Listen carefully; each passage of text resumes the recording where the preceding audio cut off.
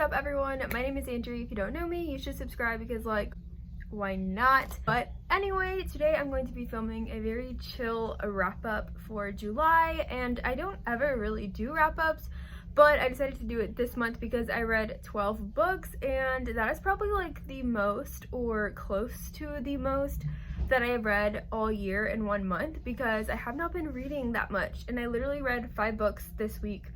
So yeah, I did really good, or last week, I don't know. Anyway, I just had a really good reading month and I want to share with you guys.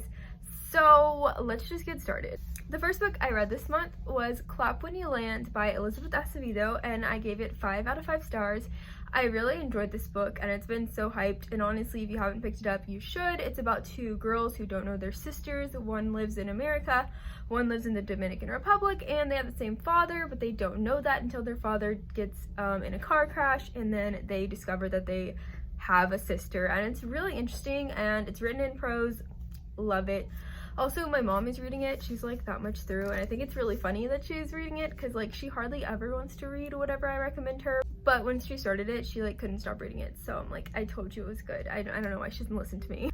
And so next I had read Forest of Souls by Laurie and Lee. This one I gave a 3.5 out of 5 stars. I actually didn't enjoy this one as much. Probably my least favorite read, if I'm being honest. But no, I don't think it's my lowest rated of this entire like month, but I didn't really enjoy this book too much. It just didn't have certain factors that I was looking for, and it wasn't as mature as I wanted, but it was still a pretty good fantasy, like light fantasy.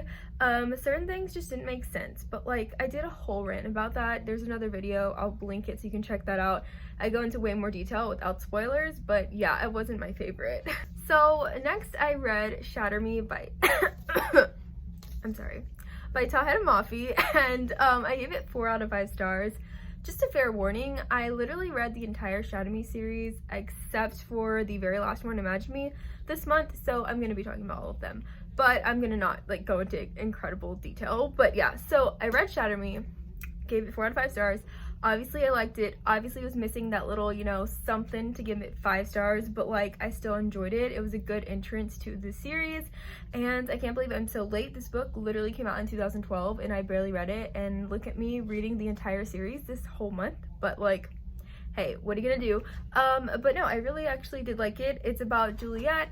She is the main character, and she has a lethal touch. You basically cannot touch her or you will die because she causes like extreme pain to anybody that she touches or anybody who touches her skin. It's a whole ordeal, and so she can't touch anybody. She gets put in an asylum for that, you know. The girl is struggling, but it was really interesting, and I love the other characters. There's some pretty funny sub-characters in this series, just saying. If you haven't read it, you should like get on that. I don't know. Yeah, that's just me.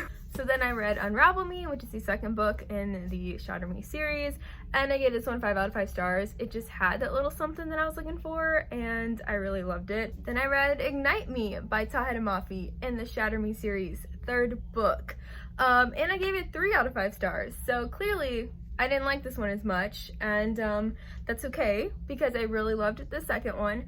But yeah, this one, it just like did some things that like pissed me off, and I was just like, what? And then also there was like no point and there was no plot, but like I'm not gonna get into that. Still 3 out of 5 stars, not too bad. 3 out of 5 stars isn't, you know, the worst rating, so still good. Then I finally finished King of Scars by Leigh Bardugo. This is a book that takes place technically after the Grishaverse trilogy, so like after Shadow and Bone and all those, and after Six of Crows, so definitely far into the timeline of the Grishaverse world. This one is all about Nikolai, who is a character from the original Grishaverse trilogy, and I have a problem with the Grishaverse characters, not Six of Crow characters, like just the characters from Ravka. I don't care about them that much, so me reading this was kind of like eh. Also, I started this book in like 2 months ago. Well, I don't even know what month that was. May. I started this book in like May and I barely finished it, so that should tell you something. I didn't like it that much. It was kind of boring, and it's a thick book to be boring. So that's why I gave it 2 out of 5 stars. This was my lowest rated book, but I'm just so happy that I finished it. Honestly, I should have just gave it 5 stars because I finally finished it. Like, I was just so happy that I finished it. Also, my cover is scratched because they put stupid stickers on books and I can't get it off. Isn't that just great? But the like cover of this one is, the actual book cover is really gorgeous, so I kind of wanted to just leave it like that. But I'm also OCD about that, and like I even read books with the dust jacket on most of the time because I don't know, I just feel like it has to have it on there if it comes with a dust jacket. It's weird. I don't know. So then I finished Unite Me during July. I gave it 5 out of 5 stars. This one, so Unite Me is a novella bind up. It has 2 novellas in this one book, so I just didn't know how to put it in on Goodreads. I didn't. My lights just fell off. Please, let's just ignore it, okay?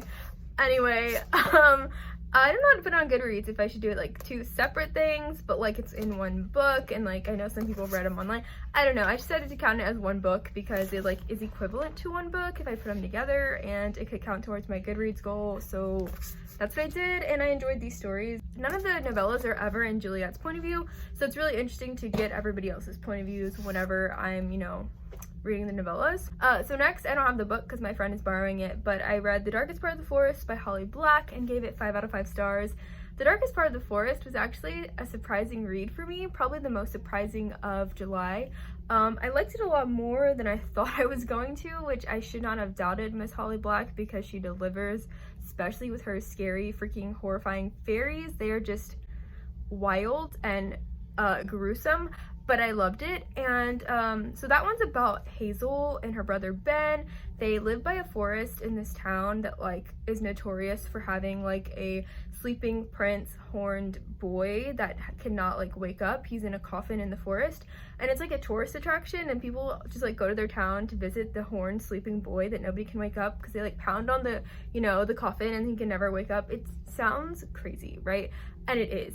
But it's like a thing, and Hazel and Ben have always like adventured into the woods and like talked to the prince and like imagined that he is their prince and that they're gonna rescue him one day and all this stuff. Well, okay, so he never wakes up. One day he finally wakes up, and that's like the whole plot. It's like, who is this fairy prince that has been in this glass coffin for like ever, and now like why is he awake and where did he go? And it's really good. And yeah, the characters are so sweet, like not sweet, but like just so precious. Like I love them. Yeah, I don't know what else to say about that one, but it was definitely 5 out of 5 stars. It was just an interesting fantasy world to be in. Like I said, don't ever doubt Holly Black because she does deliver. So yeah. Then I read The Perks of Being Wallflower by Chubowski. I gave it 4 out of 5 stars.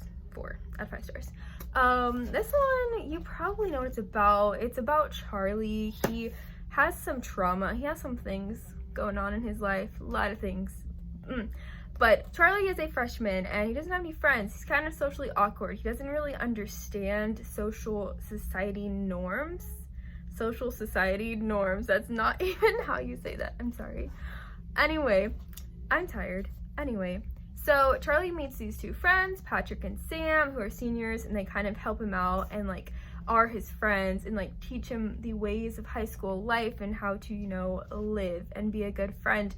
And this book is told in letters, so every like new entry is kind of like a new chapter, I guess. And it's always addressed like dear friend, and Charlie is talking directly to you, and it's a really cool medium to read like that. And yeah, I gave it 4 out of 5 stars because there were some things in here that I did not like, which is what made me deduct a star, and it was probably because this book was written in like the 90s, and it's kind of untimely for today. It hasn't aged well, certain aspects of the book. Also trigger warning for like emotional and physical abuse and rape, and I think that's it. But yeah, so just warning. So then I read The Poet X by Elizabeth Acevedo. I also read 2 books by Elizabeth Acevedo. I didn't even know that. I feel like I don't know why I think that's cool, because I read like a bunch of Tahereh Mafi, and then I read a bunch of Elizabeth Acevedo, so I love that. Anyway, I don't know. I gave it 4 out of 5 stars. This book I liked less than Clap When You Land, which I think this was her debut novel? I'm not sure, but I know it came out before Clap When You Land, obviously, and clearly it's very well warranted for awards, and clearly it's won way more awards than I would ever win in my lifetime, even if I became a writer. But yeah, this book was, I think it was the hype factor. I think it was really hyped. So I'd been waiting to read it for so long, thinking it would be the most profound thing I've ever read in my entire life, and it just wasn't. I mean, it was still so good. Like, I really enjoyed it. I really think it was impactful, but it just wasn't the, you know, 5-star I was looking for.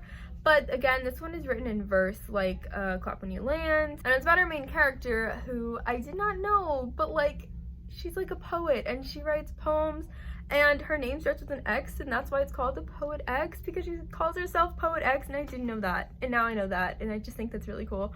Right, so then I read Restore Me by Tahereh Mafi, and I gave it 3.5 out of 5 stars. I didn't like this one.